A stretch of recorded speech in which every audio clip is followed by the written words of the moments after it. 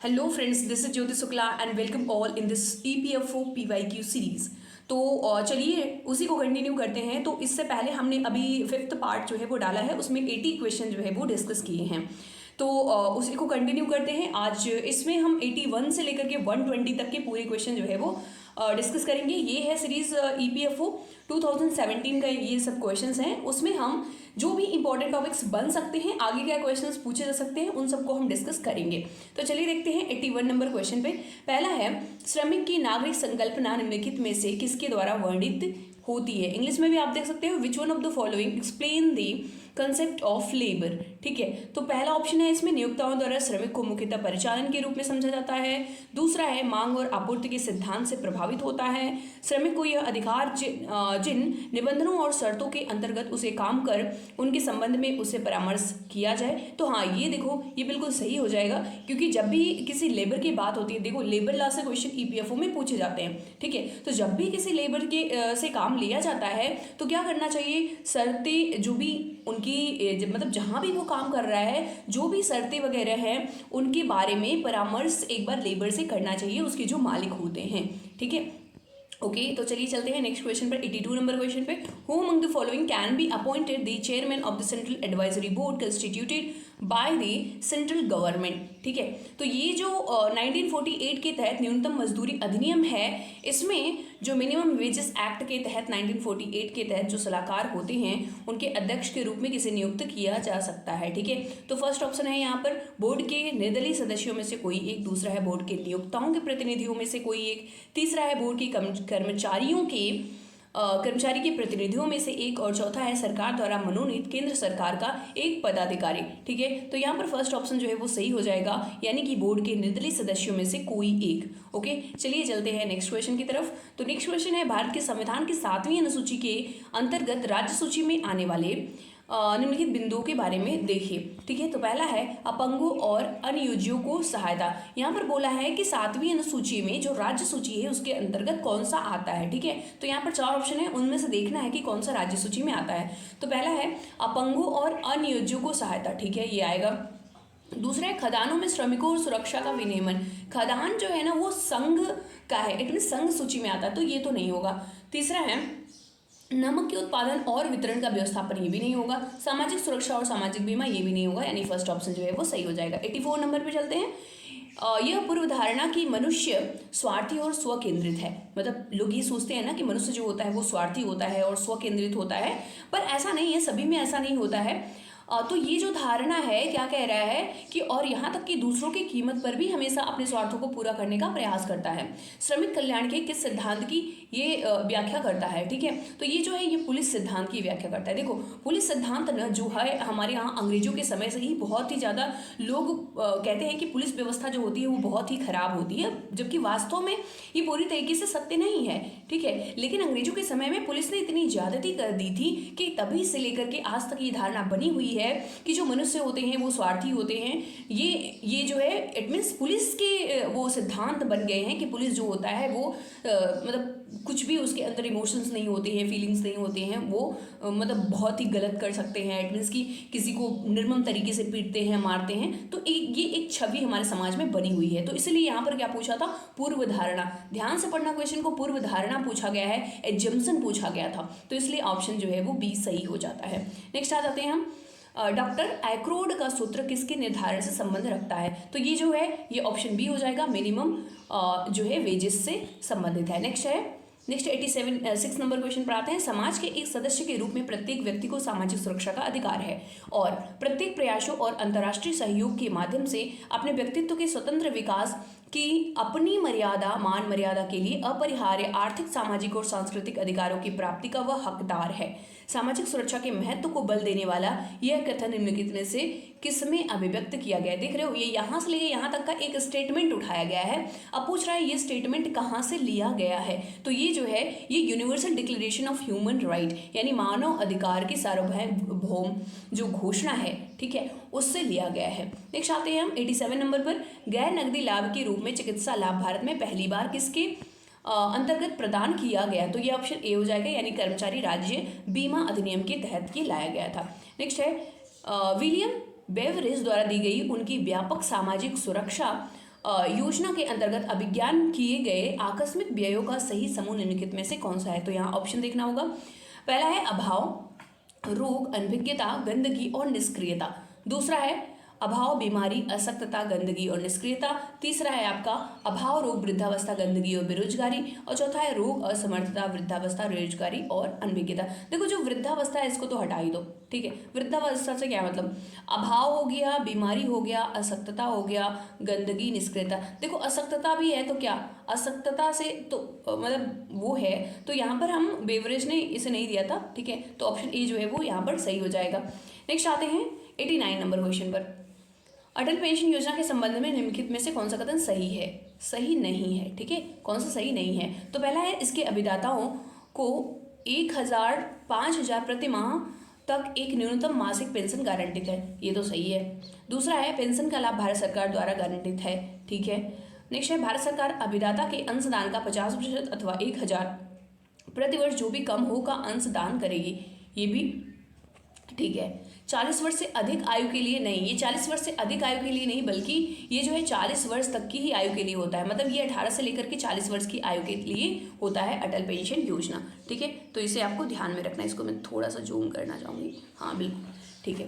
Next आ जाते हैं और 90 नंबर क्वेश्चन पर चलते हैं। दुर्घटना और अशक्तता हेतु 2 लाख तक के संरक्षण के लिए प्रधानमंत्री सुरक्षा बीमा योजना की वार्षिक बीमा किस्त की राशि निम्नलिखित में से कौन सी है? तो ये 12 रुपये जो है वो पर ईयर जमा करने होते हैं इस स्कीम के अंतर्गत। नेक्स्ट आ जाते हैं हम and next question is given here. अब देखो यहाँ पर ना स्टेटमेंट वाले क्वेश्चन है, यानी स्टेटमेंट दिया है, रीजन दिया हुआ है और वहाँ पे पढ़ना है कि दोनों स्टेटमेंट रीजन सही हैं और अगर दोनों सही हैं तो दोनों कथन सत्य है और फिर ये कथन का स्पष्टीकरण भी है। दोनों अलग अलग सत्य हैं लेकिन स्पष्टीकरण नहीं है, या कथन एक सत्य है किंतु 2 असत्य है, या कथन एक असत्य है और दूसरा सत्य है। तो इसी के अकॉर्डिंग जो है हमें क्वेश्चन का आंसर देना है। देखो पहला है पृथ्वी के, अब देखो स्टेटमेंट में क्या दिया हुआ है, पृथ्वी के कारण चंद्रमा पर लगने वाला बल क्रिया है, हाँ बिल्कुल सही है। जबकि चंद्रमा के कारण पृथ्वी पर लगने वाला बल प्रतिक्रिया है, सही है ये। दूसरा है प्रत्येक क्रिया की एक बराबर और विपरीत प्रतिक्रिया होती है, ये भी सही है। न्यूटन के थर्ड लॉ ऑफ मोशन से आप समझ ही रहे होंगे कि ये दोनों ही सही हैं और दोनों व्याख्या भी करता है, इसलिए ऑप्शन ए जो है वो करेक्ट हो जाएगा। ऑप्शन ए में क्या था कि दोनों स्टेटमेंट सही हैं और प्लस दूसरा स्टेटमेंट पहले स्टेटमेंट की व्याख्या करता है। दूसरा है 92 नंबर क्वेश्चन पे आते हैं। यह एक सामान्य अवलोकन है कि यदि हम एक गिलास हिमजल एक मेज पर कमरे के तापमान पर रख दें तो हिमजल उष्ण हो जाएगा, और सही है ये। दूसरा है ऊर्जा, उष्मा एक ऊर्जा है जो एक प्रणाली और उसके वातावरण के बीच प्रवाहित होती है क्योंकि उनके बीच तापमान का अंतर होता है, बिल्कुल सही है। और दोनों जो है वो व्याख्या भी कर रहे हैं, इसलिए ऑप्शन ए जो है वो करेक्ट हो जाएगा। 92 के बाद चलते हैं 93 में। मानक ताप और दाब यानी कि एसटीपी पर निम्नलिखित में से कौन सा एक प्रतिचुंबकीय पदार्थ नहीं है? तो ये आयरन जो है वो नहीं है, बाकी सभी जो है वो हैं। नेक्स्ट है पानी में उच्चतम विलेयता वाली गैस निम्नलिखित में से कौन सी है? पानी में कौन इजिली जो है वो विलीय हो जाता है, यानी कि ये ऑप्शन बी हो जाएगा अमोनिया। अमोनिया के बारे में आप देखना चाहो तो ये आप देख सकते हो कि 1771 में प्रिस्टलिन ने अमोनियम क्लोराइड से इसको बनाया था। नेक्स्ट आ जाते हैं विरंजक चूर्ण में क्या होता है? तो विरंजक चूर्ण, आपने ब्लीचिंग पाउडर का नाम सुना होगा राइट, CaOCl2, इसे हम बोलते हैं हाइपोक्लोराइड, ठीक है। तो ये आपका हो जाएगा क्लोरीन, सी ऑप्शन। नेक्स्ट आ जाता है 96 चिकनगुनिया। चिकनगुनिया जो होता है ये वायरस के कारण होता है, तो ऑप्शन सी जो है वो करेक्ट है। 97 में चलते हैं। 97 में आ जाता है बायो रेमेडिएशन एक तकनीकी है। इस तकनीकी का बड़े पैमाने पर उपयोग किसके नियंत्रण के लिए किया जाता है? तो इसका उपयोग हम करते हैं हैवी मेटल पोल्यूशन अगर हो जाता है तो उसके, देखो बेसिकली अगर पानी में इस तरह के प्रदूषण हो जाते हैं, इट मीन्स पारा हो जाता है, मरकरी अगर बहुत ज़्यादा होता है तो बायो रेमेडिएशन टेक्निक का यूज़ किया जाता है और उससे उन सारे प्रदूषित तत्वों को बाहर निकाल लिया जाता है। नेक्स्ट आते हैं 98 नंबर।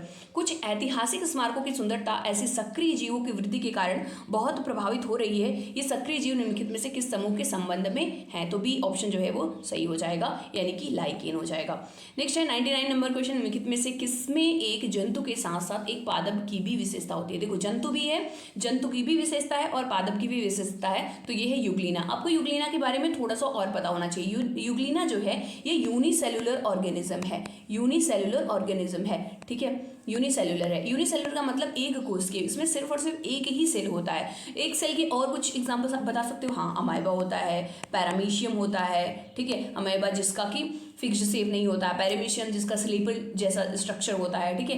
99 के बाद आ जाते हैं 100 नंबर क्वेश्चन पर। भंडारित खाद्यान्नों को कीटों से बचाकर रखने हेतु किसान प्रायः उनमें क्या मिला देते हैं? तो देखो ये देसी दवा है, नीम के पत्ते। अगर किसान फैमिली से आप बिलोंग करते हो तो आप जरूर आपको पता होगा। नेक्स्ट है सीडी रोम क्या है? तो सीडी रोम जो होता है ये आपका है सेकेंडरी मेमोरी। देखो ये क्वेश्चन ना पिछले साल इट मीन्स 2021 के क्वेश्चन में भी इस तरह के क्वेश्चन जो है वो पूछे गए हैं। नेक्स्ट आ जाता है WAP स्टैंड फॉर। देखो WAP का जो है वो फुल फॉर्म यहाँ पर पूछा जा रहा है, तो ये है वायरलेस एप्लीकेशन प्रोटोकॉल। नेक्स्ट आ जाते हैं ब्लूटूथ तकनीकी प्रबंध है। जो ब्लूटूथ टेक्नोलॉजी है ना उसमें क्या होता है उसके बारे में आपको बताना है। तो ब्लूटूथ टेक्नोलॉजी में सी ऑप्शन जो है यहाँ पर सही हो जाएगा। इट मीन्स कि wireless connection between various equipment over short distance. ये ब्लूटूथ जो होता है वो बहुत कम डिस्टेंस के लिए वायरलेस जो है वो जो है जुड़ने का माध्यम है। नेक्स्ट है निम्नलिखित में से कौन सा एक कंप्यूटर का कार्य नहीं है? तो कंप्यूटर का कार्य नहीं है तो ये जो है आप ध्यान से पढ़ना थोड़ा सा। एक्सेप्ट एंड प्रोसेस डेटा सही है। इसके बाद है स्टोर डेटा सही है। स्कैन टेक्स्ट स्कैन करना ये नहीं है, ठीक है, क्योंकि स्कैनर का काम होता है स्कैन करना, तो यही ऑप्शन जो है वो सही हो जाएगा क्योंकि पूछा था नहीं, तो नहीं में ये आपका हो जाएगा। इनपुट भी कर लेता है, ठीक है, तो ये सब सही हो। ओके तो 105 नंबर क्वेश्चन है निम्नलिखित में से कौन सा एक हार्डवेयर है? ठीक है, तो हार्डवेयर पावर पॉइंट जो है ये आपका सॉफ्टवेयर है, कंट्रोल यूनिट जो है ये हार्डवेयर है, प्रिंटर ये भी सॉफ्टवेयर है और ये भी सॉफ्टवेयर है, तो ऑप्शन बी जो है वो आपका सही हो जाएगा। नेक्स्ट क्वेश्चन की तरफ चलते हैं एंड ये है आपका 106 नंबर। दो वाहन जिनके बीच की दूरी 100 किलोमीटर है, ठीक है, डिस्टेंस कितना दिया हुआ है? डिस्टेंस दिया हुआ है आपका 100 किलोमीटर, ठीक है। एक दूसरे की ओर एक सीधी रेखा में दौड़ रहे हैं, उन्हें एक दूसरे तक पहुंचने में कितना समय लगेगा यदि वे क्रमशः 45 किमी प्रति घंटा और 80 किलोमीटर प्रति घंटे की चाल से समान चाल से चल रहे हैं? तो क्या करो, सबसे पहले ये जो स्पीड दिया हुआ है ना यानी कि 45 एंड 80 ना इन दोनों को ऐड कर दो, ठीक है। आगे चलते हैं तो इन दोनों को ऐड करो, 45 + 80 यानी हो जाएगा आपका 125 किलोमीटर। और समय बराबर क्या होता है? समय बराबर होता है दूरी यानी कि डिस्टेंस अपान हो जाता है आपका ये आपका टाइम, ठीक है। सॉरी समय तो आप निकाल ही रहे हो ना, डिस्टेंस अपान स्पीड, ठीक है, यानी दूरी बटे स्पीड मतलब चाल हो गया आपका। तो क्या कर दिया, दूरी थी टोटल 100, ठीक है, और स्पीड जो है आपका है 125। इसको जब डिवाइड कर दिया तो आ गया आपका इंटू 60 भी कर दोगे क्योंकि ये घंटे है ना, मिनट में बदलना है तो इंटू 60 भी कर दो। और ये आप जब कैंसिल कर दोगे ये देखो हम डायरेक्ट 25 से 25 4 जा आपका हो जाएगा 100 एंड 25 5 जा, और ये इधर से काट दो 12 हो जाएगा, यानी 12 4 जा 48 आपका हो जाएगा आंसर। नेक्स्ट आ जाते हैं 107 में। किसी वस्तु का दाम 20% बढ़ गया, इसके अतिरिक्त दाम में वृद्धि पर 5% कर लगता है। यदि ग्राहक के लिए वस्तु की लागत 1331 है तो दाम में वृद्धि से पहले वस्तु का दाम क्या था? तो यहाँ पर देख सकते हो कि अब हमें पता तो नहीं है माना वस्तु, तो मान लो वस्तु का जो मूल्य है वो x है, ठीक है। अब x का 20% बढ़ रहा है यानी x इंटू 20% बढ़ रहा है, तो मान लो कि ये कितना हो जाएगा 100। अगर लेट करते हैं कि 100 है तो 20% बढ़ा मतलब 120 अपान 100 हो गया, प्लस अब इसी में क्या कह रहा था 5% जो है वो उस पर कर भी लग जाता है, तो x इंटू 20 अपान 100 इंटू 5/100 इक्वल कितना आ जा रहा है 1331, ठीक है, तो 1331 कर लो। अब ये आप ना इसको अगर आप मल्टीप्लाई कर लोगे तो 120x अपान 100 हो जाएगा, प्लस इसको आप कैंसिल कर दो, ये 25 सा 100 और ये 5 से 5 कैंसिल हो जाएगा, यानी आ जाएगा आपका x अपान 100 इक्वल 1331। ये अब दोनों को ऐड कर लो 120x प्लस 1x यानी हो जाएगा 1x इक्वल 100 इक्वल 1331। अब x इधर कर लो इक्वल हो जाएगा आपका 1331 इंटू 100, इधर मल्टीप्लाई हो गया 121 से डिवाइड हो गया और इसको आपने सॉल्व किया तो आ गया 1100। तो ये इसका हो जाएगा आंसर 1100 जो है वो फाइनल आंसर। नेक्स्ट आ जाते हैं 108 पर है। एक क्रिकेट बैट 20% डिस्काउंट पर खरीदा गया है, यदि बैट का विक्रय मूल्य 1000 है तो इस बैट का प्रारंभिक मूल्य क्या था? देखो क्या करोगे, फार्मूला लगाओगे सीधे से, बैट का प्रारंभिक मूल्य इक्वल विक्रय मूल्य माइनस 100 माइनस छूट इंटू 100। तो विक्रय मूल्य दिया हुआ था 1000, 100 माइनस छूट कितना था 20%, 20% का जो है वो डिस्काउंट था इंटू 100। तो आपने कर लिया 1000 डिवाइड बाई 100 माइनस 20 80 हो गया और इंटू 100।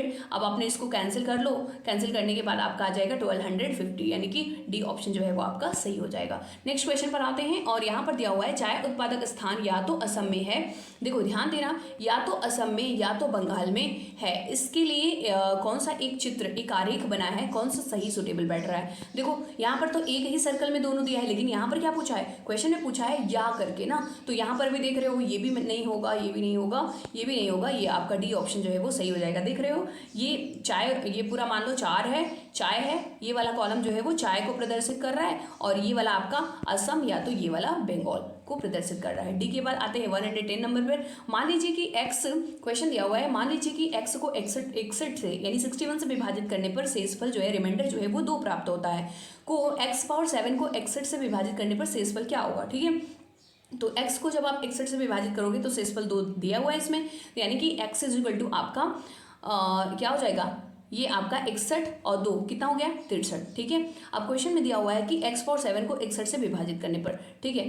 अब एक सेकंड थोड़ा सा आप देखोगे कि आप कर दोगे, क्या बोल रहा है कि x पावर 7 को 61 से डिवाइड करने पर क्या मिलेगा। तो x पावर 7, x की वैल्यू कितनी दी है 63 दिया हुआ है, तो क्या कर दोगे 63 के पावर में 7 डिवाइडेड बाई 61, तो 63 को हम लिख सकते हैं 61 प्लस 2, ठीक है, 61 प्लस 2 पावर 7 डिवाइडेड बाई 61 हो गया। अब आपको ये पता है कि 61 प्लस 2 कितना होता है, 61 को जब हम डिवाइड करते हैं तो आ जाएगा 2 ना, तो ये हो जाएगा 2 पावर 7 डिवाइडेड बाई 61 और 2 पावर 7 अगर 2 को 7 टाइम मल्टीप्लाई करोगे तो आपका आ जाएगा 128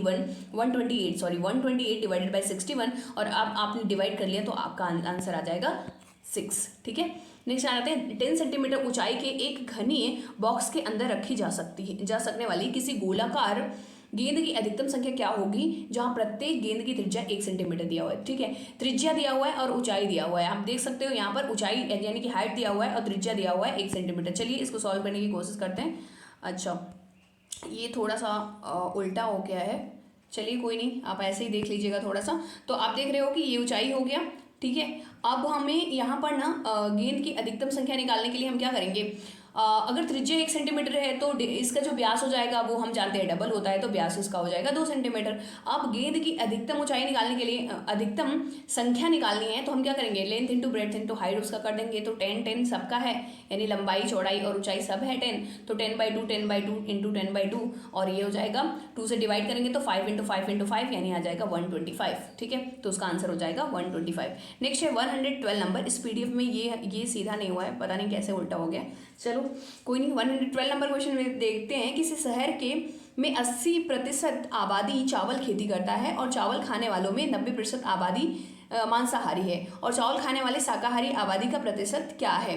तो इसे जब आप सॉल्व करोगे तो आ जाएगा आपका 8%, यानी कि बी ऑप्शन जो है वो सही हो जाएगा। नेक्स्ट आते हैं 130 नंबर। 130 नंबर क्वेश्चन भी आप देख सकते हो, 2 वाहन ए और बी एक ही दिशा में 30 किलोमीटर प्रति घंटा और 60 किलोमीटर प्रति घंटा के एक समान चाल से चल रहे हैं। वे एक ही समय पर एक ही स्थान से 120 किलोमीटर की दूरी के लिए निकलते हैं।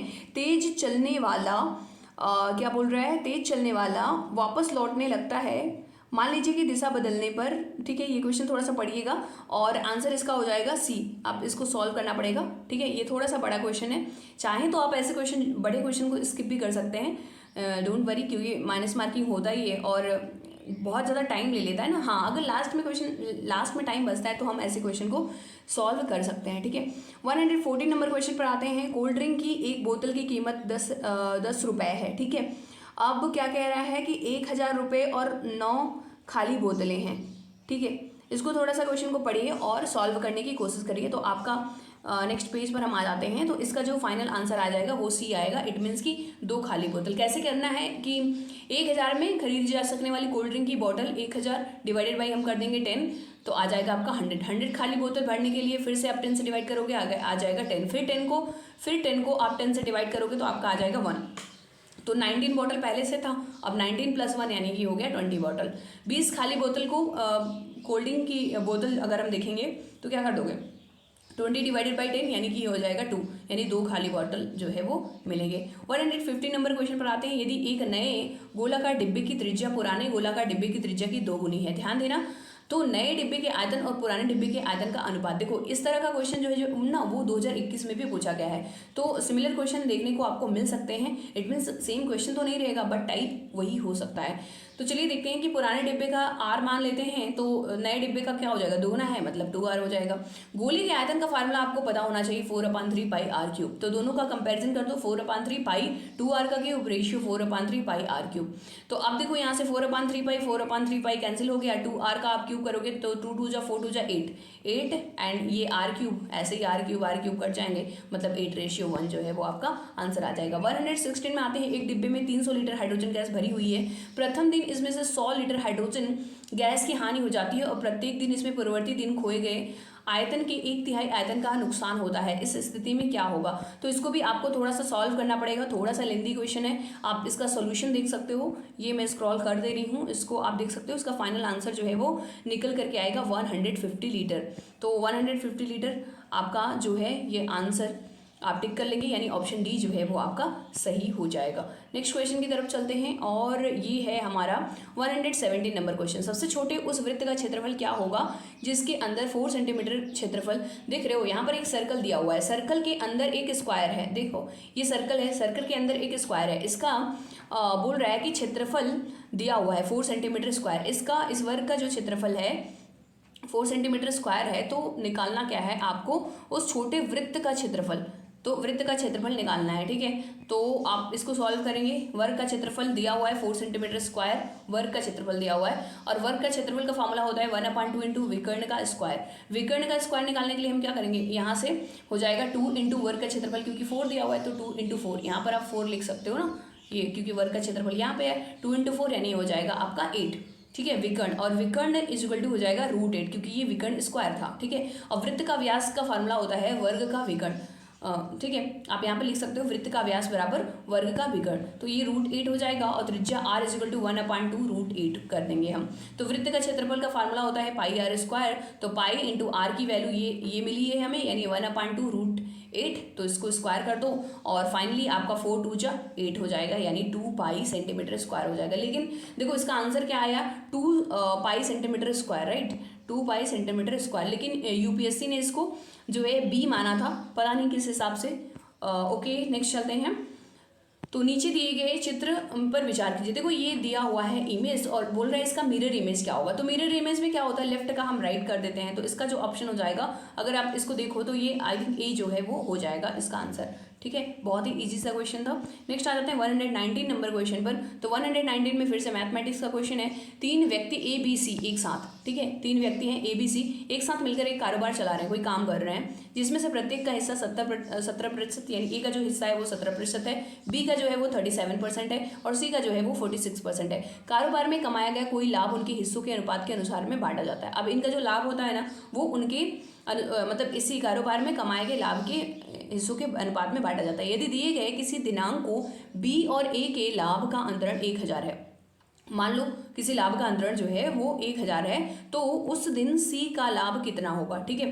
तो अब हम क्या करेंगे, अब देखो क्योंकि बी का जो है लाभ वो है 37%, ठीक है, और सी का जो है वो 46% है, ए का जो है वो 17% है। तो बी और ए के लाभों का अंतर दिया हुआ है ना, तो बी जो है 37, तो आप क्या कर दोगे 37 माइनस ए का है 17, तो आपका आ जाएगा 20%। अब 20% बराबर कितना दिया हुआ है, 1000 दिया हुआ है, क्वेश्चन में दिया हुआ है ना कि जो उनका लाभ है वो है 1000। तो अगर 20% बराबर 1000 है तो आप इसको 100% कर दो, तो क्या करोगे इंटू 5 इधर भी कर दोगे और इंटू 5 इधर भी कर दोगे, तो क्या हो जाएगा 5 ज़ा 100 और इधर भी हो जाएगा 1000, 5 ज़ा 5000। तो सी का लाभ बराबर कितना हो जाएगा 46 क्यों 46, क्योंकि ये सी का जो है वो 46 ही है ना, 46 है सी को लाभ जो मिल रहा है, तो 46 डिवाइडेड बाई हम सारा ऐड कर लेंगे, यानी 17 + 37 + 46, और इंटू कर लेंगे जो टोटल पैसा जो है वो कमाया गया है, जो टोटल लाभ है वो इंटू 5000।